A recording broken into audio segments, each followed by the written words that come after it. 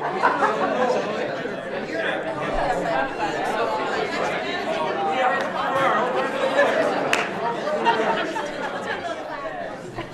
morning, everyone. We had hoped we could be in a big circle, and if you would like to be part of the big circle, there are chairs that we can add in easily. Yep. People always avoid the ones at the front, right? My name is Sue White. I live in Lincoln. I am an early educator. I'm a career early educator, and on my way down this morning, I was realizing that I know children in this school system from the pre-K level all the way through graduate school and beyond. And I am incredibly invested in what goes on in our schools. And why don't, before I get into my passionate talk about who I am and what we're doing here today, Peg Sutliff is one of the 3-4 teachers at Bristol Elementary, and she's going to kind of give us the lay of the land. Yes. So welcome. It's so nice to see so many people coming out on this super chilly morning. So glad everybody's here. So yes, I teach here at Bristol Elementary School. I teach 3-4, and I want to thank the custodians and thank the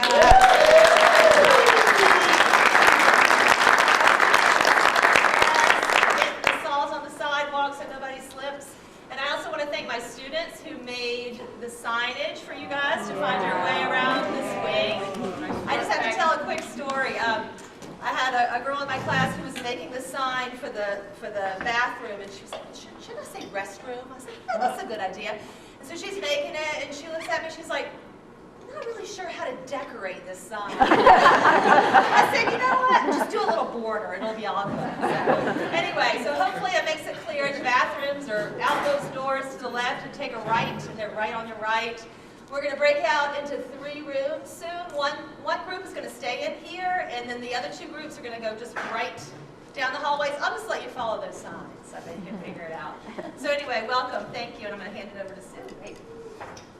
It's wonderful, as Peg says, that we filled this room. It was like, how many chairs? We don't want a bunch to be empty, but we want to have a big circle. And here, I think we did a pretty good job. So thank you for coming. As I said, I am a Lincoln resident. 3 years ago, I got involved in the goings-on in our district when we were voting budgets down, and feel great about the transitions and changes that have been happening in the district and at Mount Abe. I love our schools. I love all of them. And then more recently, we've had some more votes voted down. We're working towards renovation at Mount Abe. There's been a lot of conversation around that.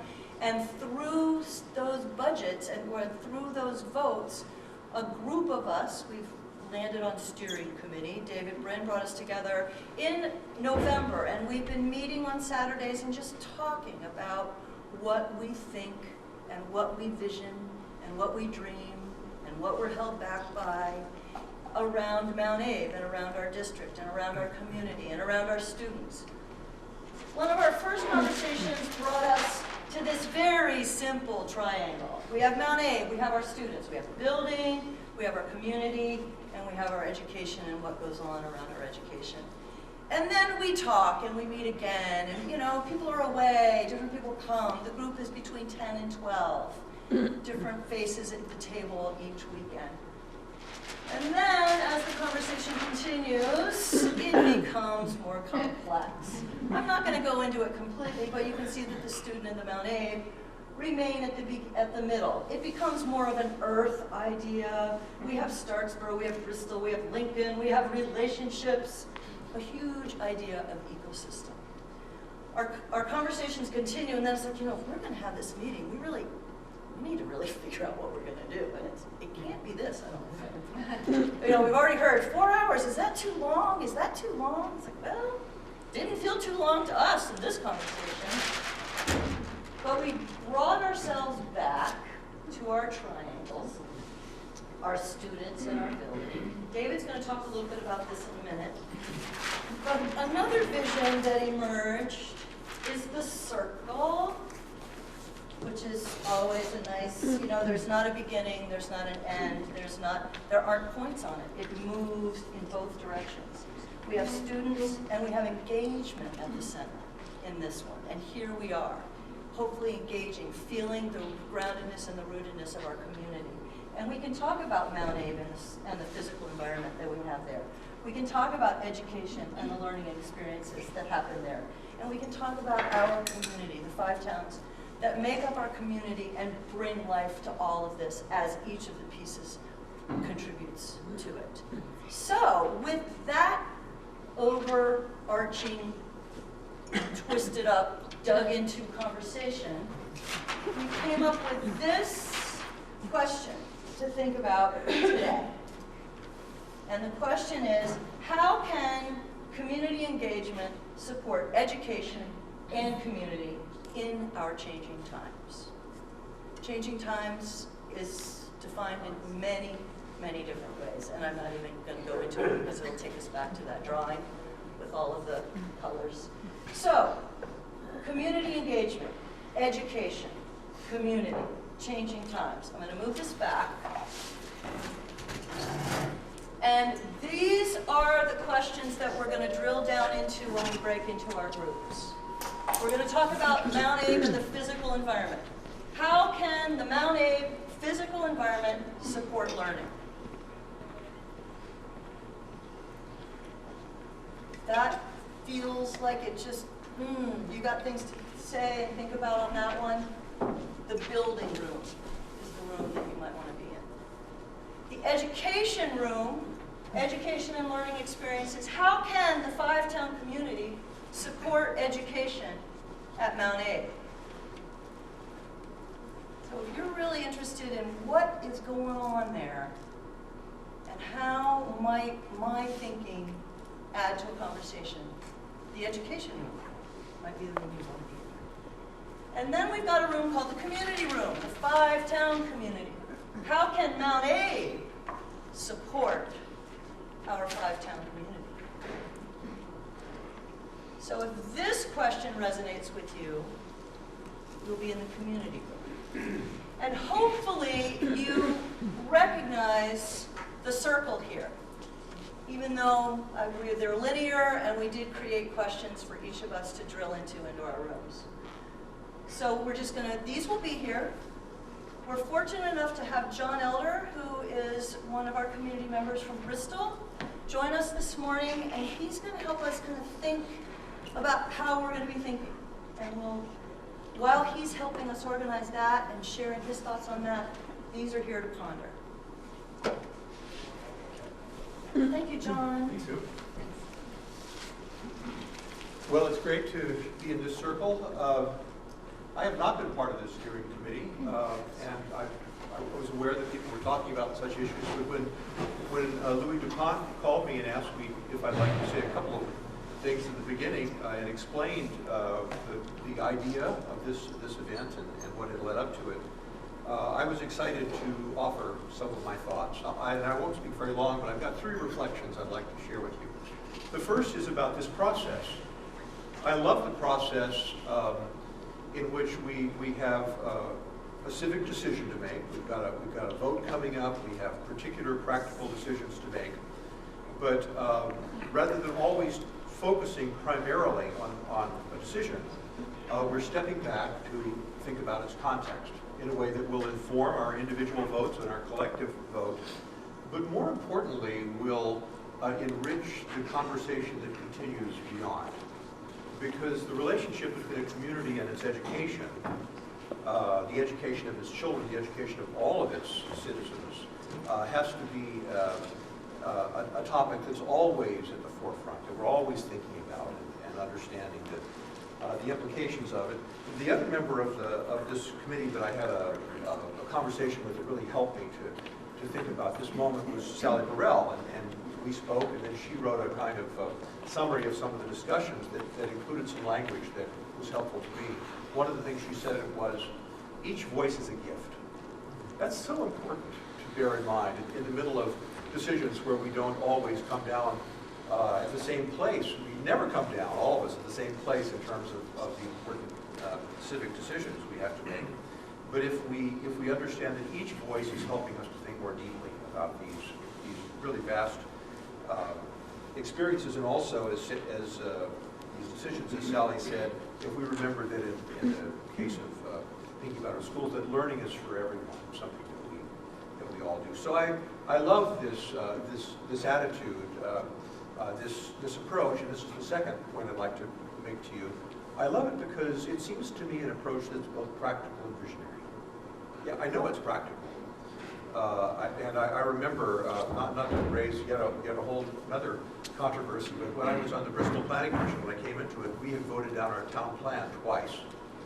We were out of compliance, and we in response to the overwhelming crisis of that day, had an exactly split, well, not exactly, but 5-4 planning commission. We could not get past it. We could not come up with anything because you need a bigger majority. And so the chair asked two people from absolute opposite ends to go away and see if they could agree on anything, which I thought was a great idea. And those two people did go away. I was one of them. And we found that we could not agree if we focused on the immediate issue, but we could agree if we asked broad questions like, what's the nature of our town? What's its topography? What are its priorities? What's the overall rationale of past plans? And if stepping away from the immediate decision, we could affirm broader questions about where housing needed to go, how to maintain our compact village structure and so forth. And so we came back with that report and that conversation, and we came away with a unanimous vote for the Planning Commission and an overwhelming positive vote on a town plan. It was practical to come back around having clarified and reminded ourselves of what we all agreed on. And the other decision, which is more personal, the other example of this, I taught. I'm not an engineer, not a lawyer, not a forester, although I appreciate the expertise and drawing of all those folks. I taught English, and I loved teaching writing. I am a writer, and I found again and again, and reported to my students that this was the case. That when you get into the middle of a piece of writing and it becomes a train wreck, because your ideas collide with each other, they don't work, or there's a gap you can't get across logically, that's the place where your writing wants to be really good. That's where it wants to go down below the obvious surface, to a place where you can go under the chasm or build a bridge across it. That's your opportunity. And I think for a community too, it's practical to remember that every specific decision has a broader conversation that can inform it and that can follow beyond it. So that's the practical side of this process. There's also the visionary side. A thinker who's been so inspirational to many, to me certainly, is Martin Luther King, and he led the struggle for civil rights in the most inspiring way. But he gave a speech in North Carolina in 1960 where he first began to develop the concept of the beloved community. And for me, it's his most inspiring idea. He said, after the struggle, what's even more important than the struggle is, and this is his language, the reconciliation. Democracy is a constant process of disagreement, which is great. But then after that, we have to constantly put the community back together, and that's the reconciliation. Because, he said, we need to build the beloved community. What he meant by that was a community in which it's not just fair, it needs to be fair, but in addition to that, in which we rejoice in the membership of our other community members with whom we don't agree all the time, in which we take them as our resources and as the pleasure of living in the community. And this is the constant challenge. This is the aspirational side of it. I also have always loved the saying of the great judge, Learned Hand, who said, "I am a citizen of the invisible republic." And my way of understanding that is, I love the America that has never yet existed. And that's what I work for. That's what I identify with. I aspire to bring about the vision that would be the highest manifestation of our community. And I think for us in the five-town region of Northeast Addison County, that's also a powerful motivation. And the last point I wanted to share with you, the last reflection, is that an aspect of this conversation that I think is so important and that I hope will continue whatever we do in the near future is the way in which learning is for everyone, going back to Sally's comment there. Rachel Carson, along with Martin Luther King, is one of my personal heroes. Our daughter's named for her. But in addition to Silent Spring, she wrote a book called The Sense of Wonder, which is the best book about environmental education. And then she says, when we take little kids out to wetlands and up in mountains and expose them to nature, the point is not to go along and tell them the names of plants and stuff and fill them in on knowledge. The most important thing, the priority from which the thirst for knowledge grows, is the sense of wonder. All they need from us is the companionship of an interested adult, at least one. She said that's what they need from us. To sort of ratify them and say, yes, you're right, this is wonderful. This is important. And that allows them then to fire their thirst for knowledge. But she said the other side is, by being their companions in their celebration of their sense of wonder, we can rediscover the joy and the excitement and the mystery of nature. And so that's the other side. We're talking about, you know, Mount Aid in certain ways. But I remember my 3 kids went to this school, and they all went to Mount Aid, and they all were served well in their very, very different ways. But there's much more, I perceive this, there's much more parental and familial investment at the elementary school. And I think there are 2 reasons for that. That's my experience. I've had other people say the same. One thing is, little kids are really cute and cuddly like teddy bears. And adolescents have sharp elbows, you know, as they claim their autonomy. They're kind of scary. The other thing is that in elementary school, 1 or 2 teachers tend to hold the community. You can see everything working together, and we feel comfortable in that. When they get to junior high and high school, education is more specialized. And in the math and the science and the computers and so forth, many of us who haven't done these things, if we ever did them in 30 or 40 years, are not quite sure we're competent to help them with their homework. And we're certain that they're not inviting us probably to do that. So I think that the high school is more of a challenge with these angular, larger children and their more specialized curriculum. And that's another reason it's good to think holistically. It's all part of one big educational process, from elementary school, or from preschool rather, through elementary school, junior high, high school, college, and then something like talk about community college, neighbors teaching neighbors.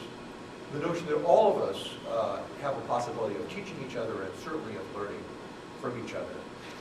And that, I don't know when we'll get to this today, but I love the sense that people of all ages are actively involved in each other's education. And perhaps the high school and the elementary can relate in certain ways that are useful and inspiring. So those are my 3 reflections. I'm really excited to talking with you and learning from you today. Thank you.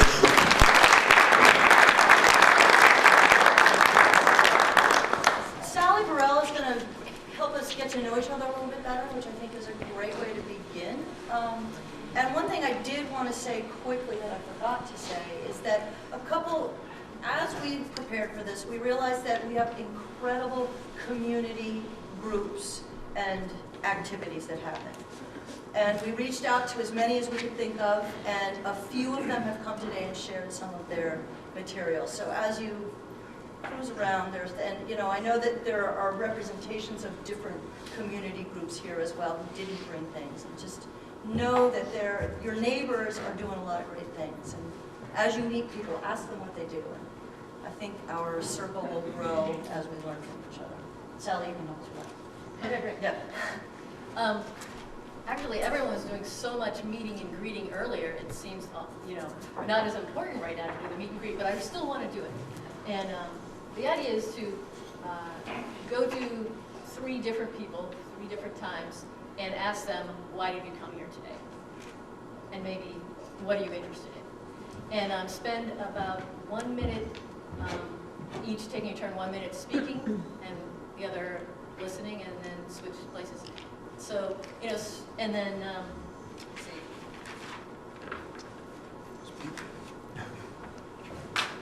Yeah, we're just going to do that, and then we're going to, and then I'll call you back to seats, and we're going to go on from there. But the idea is to spend about a minute just really just listening while the other person has a chance to say whatever they're here and what they're interested in, giving us a chance to warm up and hone, you know, why we're here. So start by turning to someone close to you, and then find, for the other 2, get up, walk around, and find someone you don't really know. The second one, and the third, the same thing, maybe someone you've never met. And just ask each other, why are you here? What do you care about?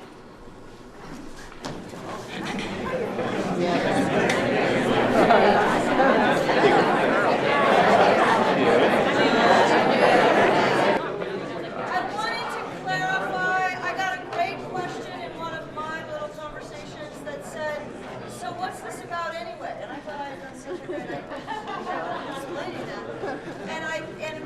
drilled back to me is that this process that we are engaging in, of really talking to each other, really noticing each other's gifts of their ideas, is a model that we can take forward. And so we're going to do that as carefully and as intentionally as we can. And out of that intention, we can dive into these questions. So hopefully that's a little bit of clarity. David's going to lead us into the actual. Yes. And it's perfect because they put me at this time, and we're already out of time, so we keep it really short. But again, I want to say thank you all for being here today, and for the energy that's in this room. And I have to say, I look around and I think about the fact that we all get to live in this amazing place together. And we all have some amazing capacities. It's just awesome. I do feel a need to let you know that we are just barely in the New Haven River watershed right here. And if you walk down the road here a couple hundred yards, you will get into the Little Otter Creek watershed. And then if you walk a little further beyond that, maybe 1,000 yards, you're in the Lewis Creek watershed. So we're like this whole convergence of these major watersheds is happening. Actually, you can put a foot in all three watersheds if you go up the hill here several hundred yards. You can be in all three at one time. If you want. Not today. But, so today really is about coming together. Today is about exploring the larger universe of our communities. We are pretty loose, but we have one thing that we would love to come out of the rooms, and that is your best thoughts about what really motivates you to move Mount Aid, education, and our community forward. And we want to hear from everybody. And everything is going to be regarded as a gift. Nobody's going to challenge anything you have to say. It's a gift. We're working together. Some of us are great and able to articulate, others less, but we want to get your thoughts out. And so the rules, there's almost no rules, except for there are a few things. One is, keep it short. Second is, listen. Try to stay quiet when somebody else is saying their thing. Just be respectful. Basically, the way the rooms are going to work, and know that we're not going to vote on this. There's no voting. There are no green dots. There's no judging. You don't have to see your idea, only get your dot. You know what I mean? So, but you do want to make sure that your idea gets up. We want to capture what you have to say. And your challenge is to make sure that either you write what you want to say and you say it and you put it up on the board, or if there's a scribe in the room and they put it up, make sure it reflects what is in your heart and in your mind, and then we'll move on. And so the way it's going to work is one group, the building group, I believe, is staying in here, or the physical grounds group, including the building, is here, and then we'll go down the hallway, and on the right in the library is going to be the education group, and right a little further down on the left is going to be the community group. And they'll each have questions. It'll kind of like get you sort of in the ballpark. But guess what? You're not constrained. You know, just let it rip. And here's how the system will work. You go into the rooms, and there'll be about a 10-minute period where you'll sort of get oriented, and you'll be thinking about it, and you'll have an opportunity to get clear with your thoughts, and we're asking you to write them down. Just write them down. And try to have them be clean, clear, as brief as possible. Then, we'll go around the room, one thought at a time. No judgment, just appreciation that somebody is expressing their gift. And and there basically will be very little questions. If there's confusion, we can ask a question, I guess. But try to keep that so it just goes around, one gift at a time, all the way around. And we'll spin around until we run out of gifts or run out of time. If somebody says something, well, I think we should do this, and it's something that was the top on your list, and it's pretty close to being on the top of your list, pass it. Okay, perfect. Go to your number 2. If somebody says something that, wow, that's pretty cool, but I'd love to add a but rather than a than. Well, great, or some other little concept, and you can add to somebody else's. But so the idea, though, is we want to capture everything and have it be posted. Then what will happen in the room is that we'll We'll have a little time to talk about what just happened in terms of the download of the ideas. All the ideas from the rooms are going to come back in here. And then we're going to have a conversation, a little less structured conversation, about the intersections of these things and see if we can see different kind of connectivity that maybe we hadn't seen before we had those conversations. There will be, in each room, there's a sign-in sheet. Please, if you want to be connected with this in the future, because I think something like this will continue, write your names down and make sure that your email is clear so that we can contact you so just print it carefully. There will also be a card there, and we would ask each of you, over the course of the day, jot down some thoughts that are just kind of emerging in your head, so that at the end of the day, you'll have that card. It's called your exit card. Without the exit card, you can't get out of the building. So that's kind of the gist of it. I'm just going to look at my notes to see if I hit a few things. Again, the key thing is how can community engagement support education and community in these changing times? And yeah, I think we're actually thinking about all that's been said. I think we're pretty well catching this all. Can I just clarify one thing? Please. David?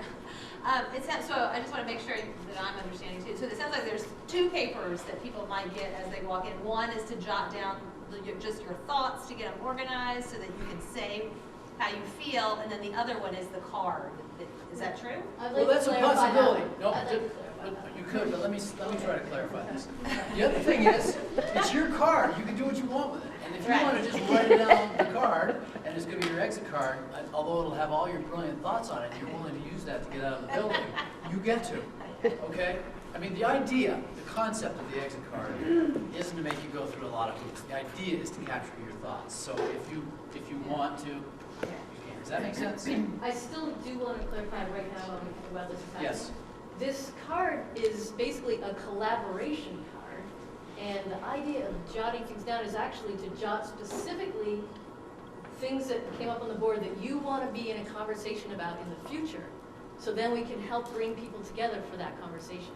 So we're going to go through them and find out where you said, I would like to be a part of this, a conversation about this, so then we can help you get to it.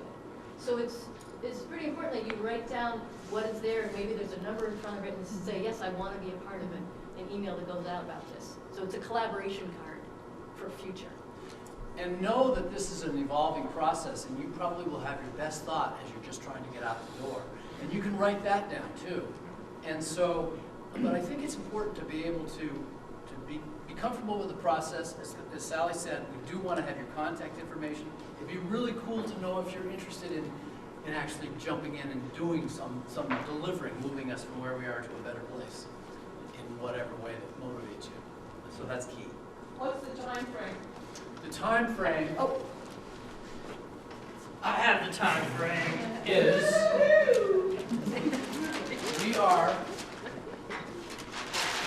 we're going to be exiting the rooms at 11. So we have we're Right on schedule. Yeah. Does anybody have any questions, Nancy? Yeah, I'm just curious about, in addition to using the results that you collect today for planning future conversations, what other plans might you have about what you're going to do with the results? Well, I will not be speaking for the group, but I would say that what we would like to have is the results get as much airtime as they can possibly get and be presented to folks who would like to hear it. For example, for the school in official capacity, through the press, if they ask us, John Flowers, I don't know if he's here today. Do we have anybody here from the press? We have Neat here. Shane. Okay, but do we have somebody who writes? I will be, if the press was invited, who knows if his car started or not. There's been some change over at Addison Independent. We no longer have Gay and Murphy doing our coverage. We have John Flowers, and I know he was out on Wednesday night at the budget presentation, and who knows, there might be a sports event that he needs to be at. Anyways, he's not here. So we will be sending him something. If there's something that's burning that you feel like should be in the press, put it on your exit card. And I'm would hope, Nancy, that when we come back and have that recap summary time, that things will percolate that maybe no one has thought of about what next steps might be. And we do have some board members here from various different schools and or you know, the different capacities in the district, and who knows what that thinking might bring. And we can come back and chew on that a little together. Yeah, so we definitely want to get it out. We will finalize it and come up with a little summary of everything that gets said. Will be available to present it to people anywhere that want to hear about it. And we could send it out via email, We can get it if out we by have your email. email. So we can send it to everybody. Yeah, we'll make a that's big here, list. so everybody gets it. Yeah, Recap. that's, and again, I want to reiterate what Sally says, that it's one thing to spin out ideas, but it's another, which is awesome, but it's also really great to put your name next to the things that you really like to move forward. That's really key. Any other questions or thoughts? Oh, that's got one. Yes, hi. What if you really have something relevant to say in reference to all three of those areas? Awesome. Well, there's several ways of doing that. Okay. One is in the larger group when we come back, or if you're just really jazzed about it, you could slide out of a room into another room. Just don't have any eye contact. Don't tell anybody you're doing that. And so, yeah, you can do that. But I think that try to go to the room where you feel like you're really engaged. Make sure your thoughts are in there, and slide over there. So, have fun. Okay. Would you like us to read the questions again? Yeah. Okay. Wanna do that? Sure. Physical environment. How can the Mount Abe physical environment support learning? That's going to be here. How can the Fivetown community support education at Mount Abe? That's going to be down the hallway in the library. And this, how can Mount Abe support the Fivetown community? That's going to be down the hallway on the left in the music room. So those are the questions. Any other questions? Thank you. Have fun. Well, you should have watched us. Very important is that when we spend money as a community on offerings for children, they ought to be available to everyone, not just to some children. For example, when you think about after-school activities, sports and extracurricular activities, plays and so forth, special trips, we really need to be insisting as a community that those sorts of things are accessible to all kids. And a small, and certainly not the only thing that's needed, is an activity bus through the year, so that what is offered after school is available not just to some kids, but to all kids. And I said back then, I continue to say it, I've said it even recently, is that Mount Abe is on the cusp of greatness. It has been for as long as I've been involved there. We have gotten more great things started, but we have not found a way to make them universal. Nancy's dead on. It's got to be for everybody. However, these kinds of opportunities involving the community in whatever form, scaling them up so that they're available to all the kids is expensive. Kind of goes along with Jen's a little bit. I guess just I keep thinking of all the sporting events and events that I've been to in the last bunch of years with my kids at Mount Abe. And every time it's always just like, oh my gosh, this setting is just unbelievably beautiful. And it's bringing so many people on a regular basis to this area and that campus. And so I keep thinking, like, what if we could create a better link, a community link or a communications link between the school and whoever's planning all these sporting events, and the local businesses or whoever to create more of a like, this is what's going on in Bristol, and you can set up a little market or you can do whatever, some way to showcase all the amazing things that happen, and all these random people who are kind of forced to be there for about 4 or 5 hours for the day with their kids, and you know. Wrestling, and then you're there all day. But even when they have the I also have talked to other parents from other schools, and they always say, wow, what a spot It's you such a have great here, this spot. is incredible. So much of what I'd like to sort of add to my long-term vision for the building kind of comes back to a few comments, like this is a 30-year bond perhaps, so we're investing in the next 30 years, and if we invest that money poorly, you know, we're really shortchanging the future, and that future might involve a lot more students. We may be in a dip, it may be coming up. I see lots of babies right now, including my own kids. Both had children this year, their first. And so some of my vision for what we should be doing with this money is we should be trying to achieve a net zero school now. It was really exciting for me to hear so many people talk about the desire for more community involvement, and it sounds like the availability. And what I come back to, because I do like to, like Julie does and Andrea and different teachers, I do like to try to break down the walls from kids, so they're not just in this little box of a room learning, it's the real world. But honestly, as we know, it gets pretty busy in this building, and it really is hard to step out and make those connections. So what it comes down to for me, it sounds like as a vision or a hope or a solution is to get some kind of system in place so that it is easier.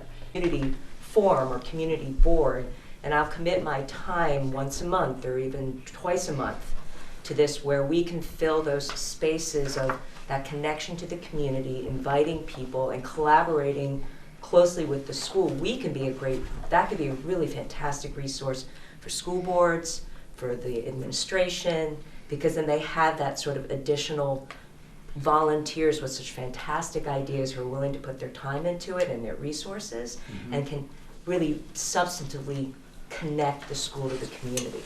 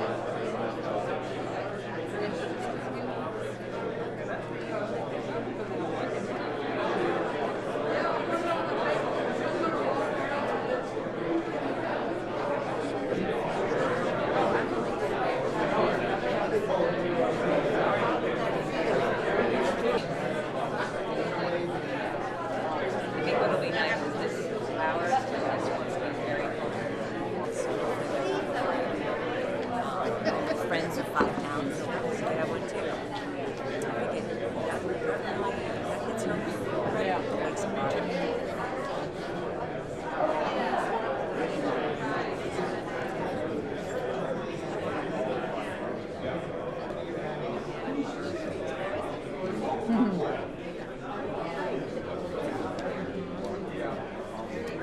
That was actually beautiful.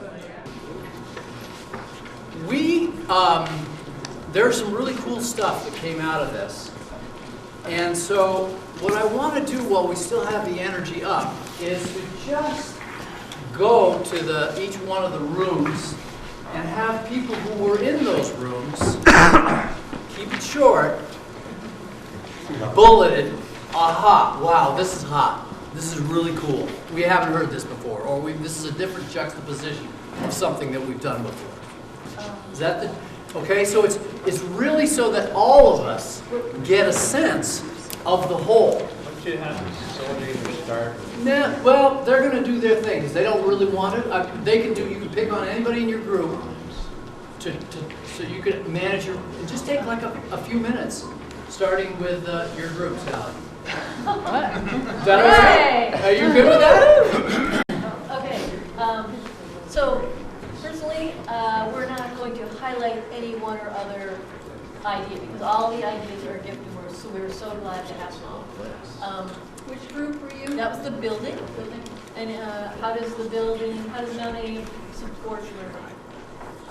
And so I'm not sure where to go with that now. Well, I had an idea. I mean, really, we can just open this up to everyone. In our group, we noticed there were so many sort of connections that people were making, like, wow, I hadn't thought about that. That's thinking about that in a little bit different way. That connects with something I was already thinking of. So if people would be willing to just throw out a couple of ahas, like, did anyone have an experience this morning where they were like, I hadn't thought about that? And could you tell it to us in a sentence? Ed? Donna, are you here? Donna said, community who is proud of their school, the school is successful. Is what, I'm sorry? A community that's proud of its school, the school is successful. They work together. What else? I had one. I thought that it seemed like there were so many people who acknowledged the same thing about getting the community into Mount Abe and there are people available. It was more about just finding a structure to make that happen because teachers and school staff get so busy and of course community members get so busy. So it just seemed to, for me, it was kind of like, what kind of system or structure or group can we put in place that could just let what wants to happen, happen? Louis. In our building group, to me, a little convergence that happened is there's doubts and questions around our demographics. What are we going to be 10 years, 20 years, 30 years in terms of student population? But there were also several people made the point that we need to get the community into the school, using the school more, and engage the community in coming to that place for learning and for other things. And to me, there's an aha there that we use the building more fully, and it protects us against uncertain populations of students down the road. I had this moment where all of a sudden I was re-visioning that entire landscape. We've got a plateau, a cliff, and then a jumble of a gravel pit. And all of a sudden, a couple things got said, and I started thinking of it as a completely different landscape. Can you talk more? No, I don't think I want to talk more. I think You can sign up for that. I don't want to get specific because I do think that the tremendous amount of money that it would take to re-landscape that may be worth it. He had a great student project. I was in the community group, how Mount Abe can support the community, and towards the end, somebody was saying that maybe the gym becomes the community center, the role of the community to build, so that we have something that's physical and that's the community center, but it's still part of Mount Abe. And it becomes a structure, it's something that's physical that we can grow and the school can benefit from.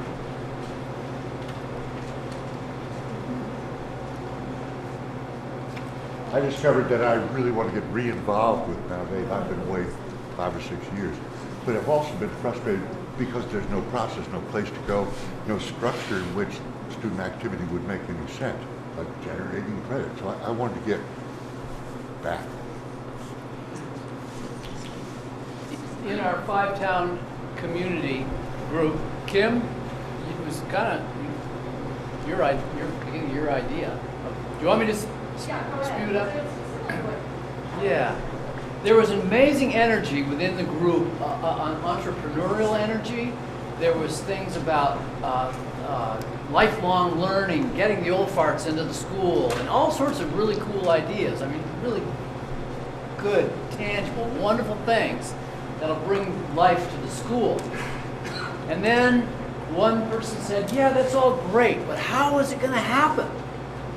And it was sort of like this light sort of came on that what is needed is an entity to step up to make it happen. And it isn't going to be the existing structure.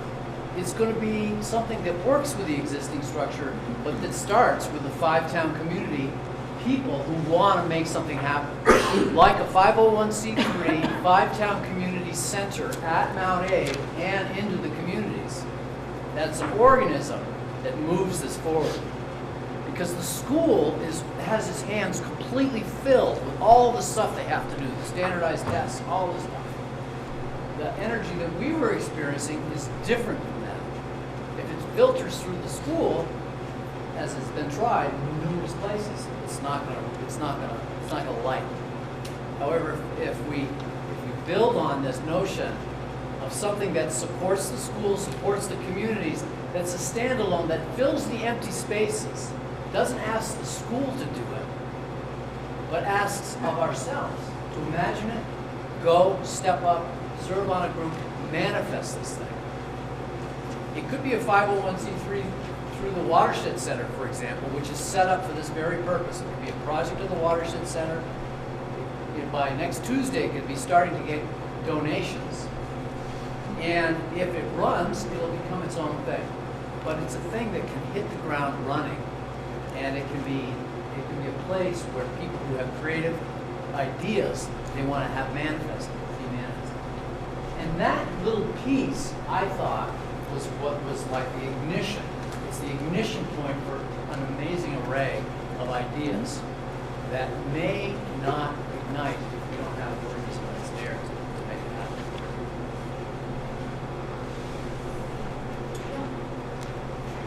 I attended the building group, and as I noticed from the other postings, there seems to be a desire to create an association to the professional staff. Might even call them non-professional staff. Expanding pathways was one of them that was written up over here, and there's similar thoughts over here. So it opened up my mind to we'll call it a secondary staff group that wasn't the professional staff, paid professional staff, but perhaps a volunteer, non-professional staff. Right behind. I'm picking up on what you were saying, David. I think I'm seeing a pattern of maybe there's an entity that doesn't exist now, a 501c3, a foundation, whatever you call it, that helps make many of these ideas happen. But the other tack I think I was hearing in our group is supporting especially the mentorship programs that are already established but can be faltering. And they were in two categories. One was individual mentors working with kids through programs primarily in the elementary school right now, but also a bit in the high school. And the other is shoring up and expanding the personalized learning opportunities that are available through pathways at Mount Abraham now that connect students with community mentors to pursue the passion that they want to pursue. And both those mentoring opportunities exist right now, but they need community support in order to flourish and expand and be accessible to all kids, not just some kids.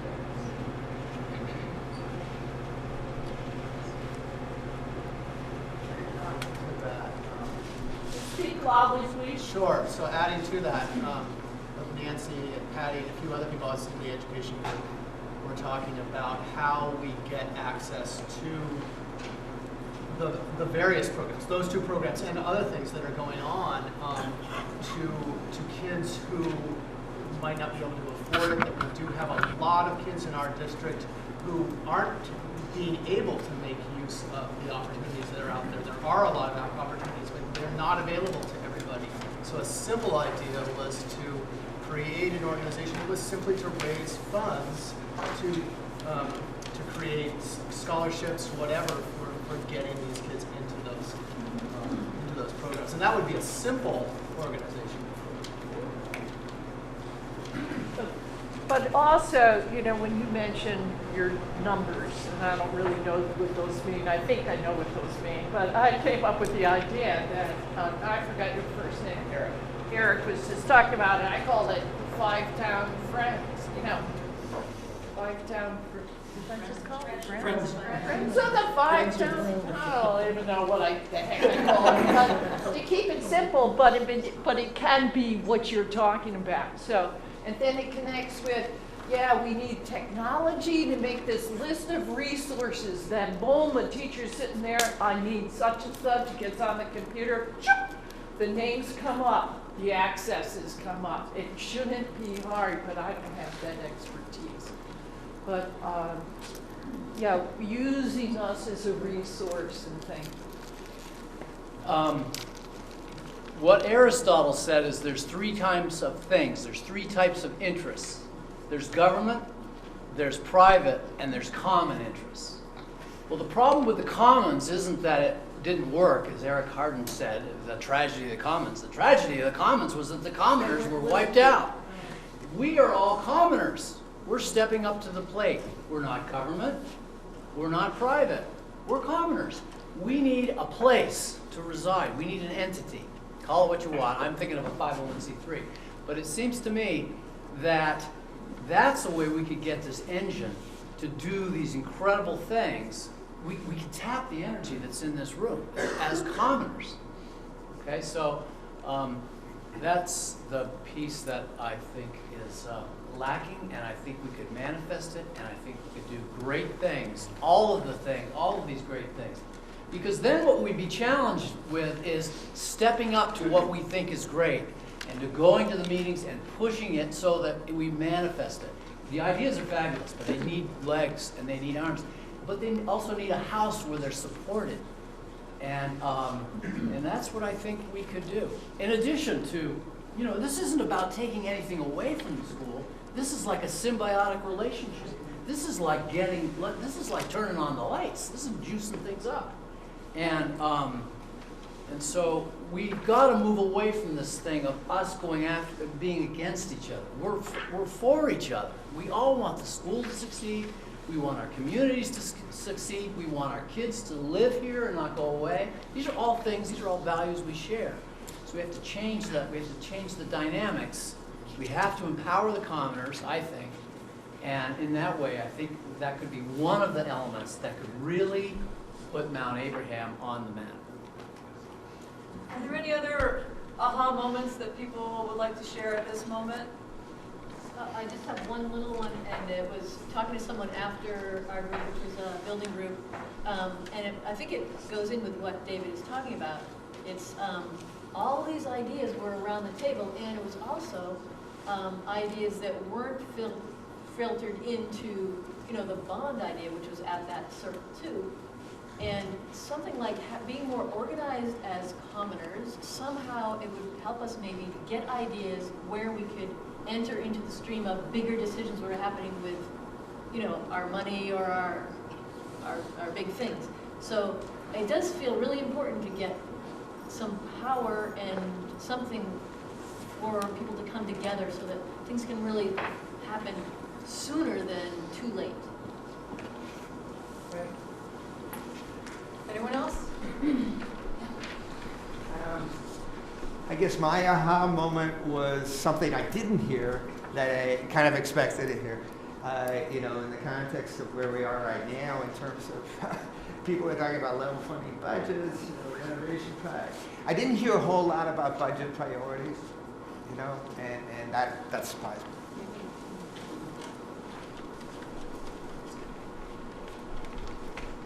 I don't want to grossly overgeneralize the sentiment in the building portion of this meeting, and as a representative of a very small electorate. But the conversation shifted a little bit from my perspective that, like, I was coming into this thinking that people were looking at this project like that they didn't want to pay because it was going to be too much of a burden on our taxes and too much of a burden on their ability to support themselves. But the list of things that came out of priorities for people that people wanted to support this high school was amazing. And it's going to cost a hell of a lot more than $17 million to get that list of priorities. So that was good to feel that people are really generally interested in investing in this project in some way, shape, or form. And the numbers that have been sent out are somewhere between $17 million and like $60-something million for their projects. But part of me is a concern that we have a building to deal with, and I don't want to, I'm cautious that some of this conversation is putting the cart before the horse. These things over here can come with a really well-designed infrastructure, and they will come. And this, if this momentum continues, then these things will happen. But I'm not convinced that this group right here is going to build a $60 million building that's going to be able to house the community. You know, but we can put our ideas together to come up with a number that can get us close to getting these things that can support really solid education. So I was inspired by the conversation that people want more than what we're talking about, or that's been published. And I'm inspired by that. I feel like at this point the conversation might need to be like, yeah, we want these things, but we got to figure out what we're going to do with this building. And one conversation that keeps coming up that isn't really being addressed is what happens with a yes vote or no vote on town meeting day, and what are the budgetary implications of that? Anyone else? I just want to question what it would take to get the 501 going. Like, do we need to all say AI and all that? Like, do we need to? I would say that been numerous projects that have started through the Watershed Center. That's why the Watershed Center, one of the reasons the Watershed Center exists, is to take these little tiny ideas, or big ideas, and give it a place where it doesn't get blown out by the paperwork, and be a project of the Watershed Center, which is a 501c3. So the legal piece of it is easy. Could start on Monday.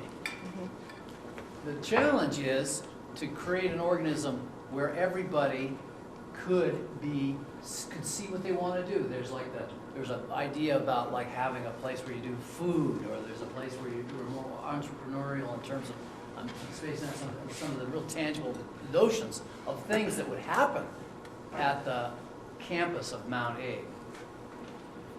But if people step up and want to make something happen, if the commoners step up to the plate, then that's step one. And then I'm going to pick on Jill because you're standing right next to me. Jill has this business that she would love to interface more with students and I don't want to be putting words in your mouth, but that was the gist of it. It's like, wow, how do we make that kind of connection? And this is something that is kind of drawing on what Nancy was saying. Then there's more entrepreneurial things. There's things like a crop that come out of the college, out of the school, all sorts of stuff. What's going to make that happen is people stepping up to the notion and saying, yeah, I want to do that. I want to move that forward. It's not about money as much as it is about vision and excitement and moving forward, minimizing, maximizing, optimizing, I would say, land and labor and minimizing capital and debt. And I think really the thing that should happen to make this happen is people have to step up to the plate and say, yep, I'm willing to devote some time to doing this. So do we do that this minute? You could add it to your exit card. You can add it to your exit card. Which, this might be a good time to, segue into, it's sort of in the spirit of next steps. What? Oh, yes, yeah, okay. But on this exit card that you have, there's 3 things that we were hoping that you would put on there in addition to your contact information. One was on the front, make sure that if there's anything that you've heard happen here today or you've seen on one of these sheets that you're interested in being involved in, make sure that you write that down. Even if it's not from your group, any of the groups time. And then we're interested in what you thought of this process, in thinking about moving forward in next steps. I mean, maybe we need to have more of these forums. Maybe it needs to take a different format. But if you could just give us a few comments on how you felt today. What did it feel like to come here? What does it feel like now? And if you have specific suggestions of how this process should have been different, please put those on the back of your card. But we would love to just get a couple of comments today, if anyone's willing to say, how did it feel to be part of this process today?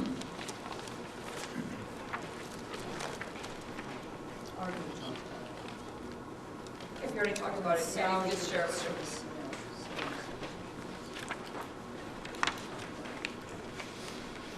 Did you feel like you were listened to? Did you get to say what you wanted to say? Are you wanting to say it, or are you talking? Yeah, I would love to hear some of them out loud. You can write it down if you want, but would write if you have real specific suggestions of how to do it differently. I feel super grateful for how positive everyone is.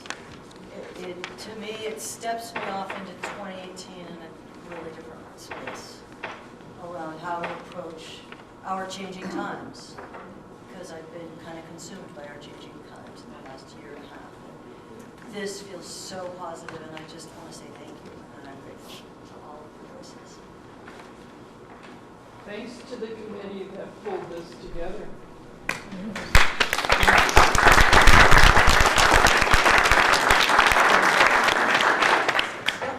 I suspect I'm not the only one who wished I could attend all 3 sessions. On the other hand, I guess that kind of spreads you a little thin. But, and people are busy, and getting them to show up is tough. But it sure would be great if we could figure out options when we do things like this in the future. Maybe it has to spread out over more than one day, or maybe, I don't know what, but the people who show up to this tend to be interested in the community, and they're not necessarily interested in one slice of the community. Yeah, actually, he's got his hand raised, and what I wanted to say is that it's recorded, and you can bring this up on the web, and you can watch what we did today. I think it'll be in parts. Yep. That people can see this at home, and they can, it can be shared. There's also a balance.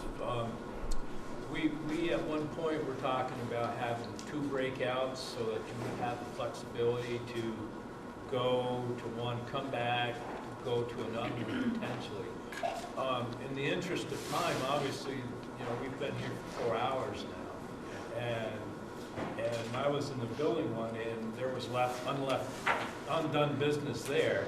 Say nothing about trying to break that and break this 4 hours into multiple things like that. I mean, we really, it's really great we've got this commitment, this many people, this commitment, but to do the multiple breakouts, we'd be here until 2 or 3 o'clock in the afternoon. I'm not saying it's an answer. I was an hour and 15 minutes late for myself this morning. Got other emergencies going on, but you liked what happened in one group, and I liked what happened, and I would have liked to have figured out a way to be able to myself or something. Any other feedback on the process of this morning? So I'm Jen Stanley, and I'm a member of the Unified School District Board and also the newly formed Community Engagement Committee. And so we're just starting the process of thinking about how can we be connecting with people on questions like this. So it was just really valuable to be here today, to hear from folks that we don't often see at school board meetings. And so I'm really excited about how we might be able to continue to work together going forward. And you're welcome to reach out to me at any point if you have something to say to the Unified School Board Community Engagement Group. Anyone else? I'm Steve Rooney. I'm also on the Unified Board, and I'm ditto. Okay. Just in the future, if we have another one of these, you'll get some young parents here. Besides Daniel, if you have some childcare, figure out, and we can get mandated students to do that. Brilliant idea. That's a great idea, everyone. Yeah, Nancy. I think just to follow up on that, I'd be very interested. I mean, this was advertised as essentially a 7 through 12 conversation, and I'd be very interested in expanding, having a similar conversation that's pre-K to 12, and advertised that way. I mean, certainly many of the ideas we talked about apply to all the elementary schools and preschool as well, but still, I think that would help bring more people in as well as childcare.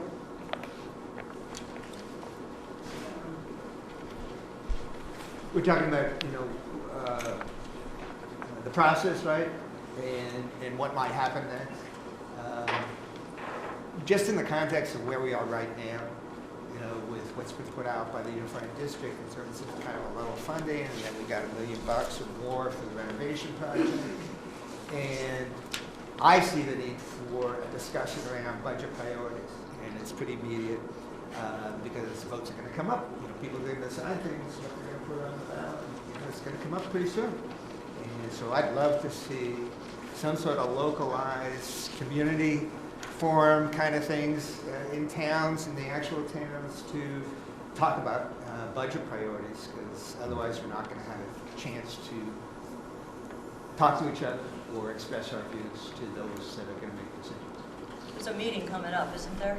So there was actually a community forum about the budget this past week on Wednesday. Unfortunately, a couple days ago, Sean, well, it wasn't Sean, but Neat TV was there, so there is a video of that meeting. It did go, I think, about 2.5 hours. The Unified Board will be meeting 2 more times to discuss the budget. So there's a meeting on the 17th where the Unified Board will be loosely discussing what happened at that community forum and any feedback that we got from that. And then on the, I think it's the 23rd is when that budget would be adopted for, to be brought to the voters. So I realize that's not maybe what you're saying, but I wanted to let you know that's kind of. What I do want to say about that meeting, hang on a second, well, you were there. But what I was going to say about that forum, and I was like, oh, they billed this as a community forum. How dare they do that 4 days before our community forum? It was truly a forum. And it was a wonderful tone and tenor where our voices were encouraged and responded to in a way that was unlike formats that sometimes we have at board meetings. That conversation goes 2 ways. It's a thank you and there was a little bit of a conversation. It was awesome. Yeah, I walked away from that meeting very frustrated and upset, but other than that, I'm wondering how do I communicate with the Unified School Board? Is there an email address, because I've been upset and I want to reflect and I want to write and I want to give not just one person feedback, but the board feedback. And is the superintendent part of the Unified Board? Because he also needs to read what I write. So the superintendent is officially employed by the Unified Board. I guess employed this year he's employed by the supervisory union, and next year it's because we're okay. So I asked too much. So what I would suggest is that if you have comments that you would like to share with the whole board, then probably the most appropriate thing to do is to send them to the board chair and ask them to be shared with the board. Okay, so that's called the Unified Board Chair. And her name is I Dawn. can give you, it says So I'll Dawn just see you Griswold. later. Does anybody else want that information? Yeah. Okay. Do you want to just post it somewhere? I can put that in the notes. I can send that out. Yeah, so Dawn Griswold is the chair of the Unified Board, and you can, on the ANUSU website, all the members of the board are listed and email addresses are there. Thank you. It's not always super friendly to go through that website, but it's all there. Nancy, did you have something? I would just add, it never hurts to communicate with every member of the board, not just the chair. And those addresses are on the I don't even know website. who's on the board. Patty, I'll try to get that in our notes. I'll try to send that out. Yeah, so I can smell the pizza, so go ahead. I would just to add to that, Patty, I would say get in touch with your Bristol representatives first, have conversations with them and the board. I mean, it's great to email the whole board, but the people that you voted that maybe you didn't vote for them, but the people in this town representing your interest on that board need to hear from you. And that goes for all the 5 towns. And one is right there, sitting right next to you, Patty. Steve shows the gym. So there was also a survey Monkey put out after that forum, encouraging people to voice their opinions on the budget. So I missed that survey. Was that posted on Front Porch? Or? If you have one of those, I could add that to the minutes too if you want me to. I'm not clear as to how that. So Sue, I would be happy to work with you to find out. I personally wasn't involved in posting it, but I understand they were planning to post the video link as well as the survey link so that people could look at that. And I think also the presentation slides. Right. Great.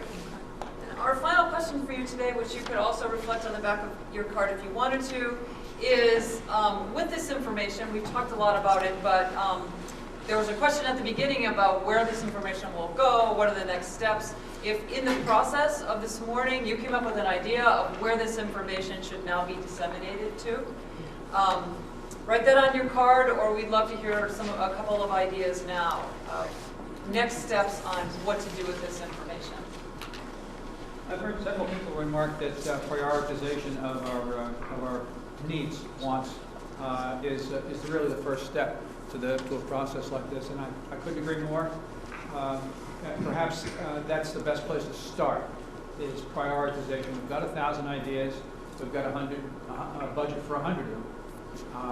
Which of these is the most important to the community? I'm not sure how to go about getting that, but it requires the participation of the community, just like the elections that we have every year. That same type of participation by everyone. What are your priorities? Look at everybody's priorities and organize them, and then we'll have a list of the priorities of the community. So logistically, we've got a bond vote scheduled for March. Here we are in January. What is the schedule? How does this feed into that? What is the time frame? How do the pieces fall together in that context? There was somebody in the building committee who gave a very good description. I don't know if they're still here. Troy? About the legal process and what's involved and what the bond vote means. Is he still here? He's not still here, but I also feel like it would be appropriate if in our recap we get some information from him to share with people. Does anybody remember? Well, this point was we have going to be voted out at town meeting. Yeah, so the renovation committee is already settled on them. So the renovation committee has recommended to the Mount School Board to float a bond this town meeting day for up to $29.5 million. The Mount School Board has handed that to the principal, or the superintendent, I'm sorry, to evaluate that and come back to the board with a formal proposal sometime in February to track it for a bond vote in March.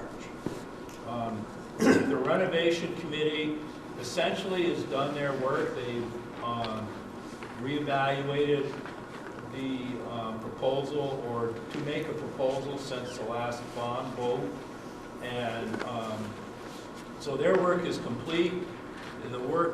The next step will be for the school board, Mount East School Board, to vote to process or to forward the bond vote for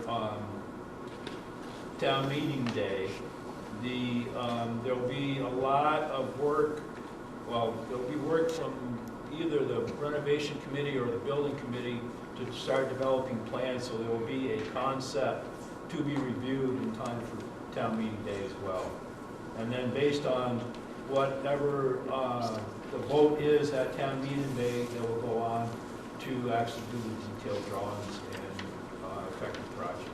And I think the other thing Troy said is it's a vote for up to that amount. It doesn't mean that that amount has to be sent. I think it's similar to like the firehouse where we voted for like $3 or $4 million and ended up costing like 2.6 or something like that. So the bond vote is for authorization to spend. Right. Depending and to develop that number, obviously you're in preliminary stage. You have what your costs are that you know. You have contingencies on unforeseen, and you have contingencies for scope change. You have contingencies for the bidding process.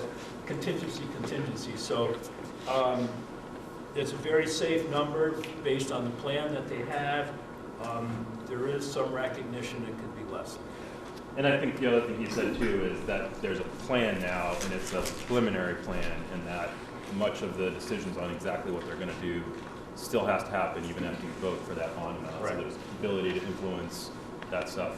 It's just saying we approve to spend up to this amount. Just a point of clarification, I believe the superintendent will be making his recommendation to the school board next Wednesday. Yeah, Diane? And we wanted to make it clear that our interest in this forum was not that people vote one way or the other on the bond. We're not taking a side on that. Our interest is that everyone votes. Our goal is 60% of the registered voters would vote. So you get to vote any way you want, but we want it to be a valid and legitimate outcome. So tell your family and friends, everyone needs to vote. Actually, my point piggybacks on Diane's. I just wanted to say that I love the fact that we've never focused on the bond vote in this conversation. There are plenty of chances to do that, and I know there are people here on both sides of it. It's delightful. We haven't had a straw vote or any other kind of vote. We don't need that today. But I also want to say this, regardless of what happens with the bond vote, the ideas that were discussed about a 501c3, Friends of Mount Abraham, an expanded, coordinated approach to mentorship at the level of our professional teachers and our citizens, all those are good regardless of the outcome of the board vote. And I think we should begin pursuing them immediately. Yeah. That makes a statement that this is not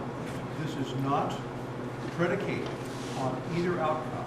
That we are citizens with diverse opinions on the matter, and we will get to vote about it. But we're all in favor of strengthening the community bond, which is started right now, and that expresses the importance of this event in coordination with the vote. I mean, this is the fundamental work of citizenship. The vote is an expression.